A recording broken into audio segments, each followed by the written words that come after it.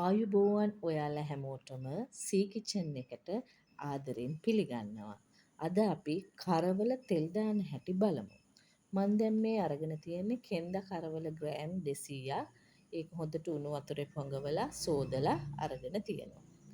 දැන් භාජනයක් ලිපේ තියලා ඒක රත් වෙනකොට අපි පොල් තෙල් මේස හැඳි දෙකක් විතර එකතු කරගන්නවා.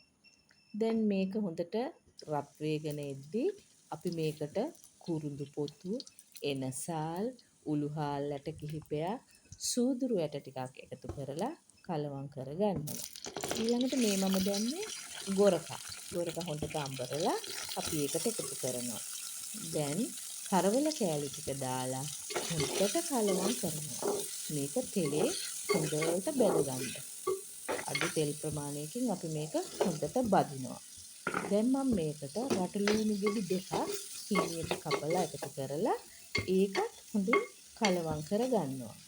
ඒ අතරතුර අපි රම්පා කරපිංචා, අමු මිරිස්, මම නම් එකතු කරේ මාළු මිරිස්, ඕන මිරිස් කරලක් එකතු කරගන්න ඒක ප්‍රශ්නයක් නැහැ. දැන් එකතු කරගත්ත අපි කෑලි මිරිස් පහ මේක හොඳට කලවම් කරගන්න.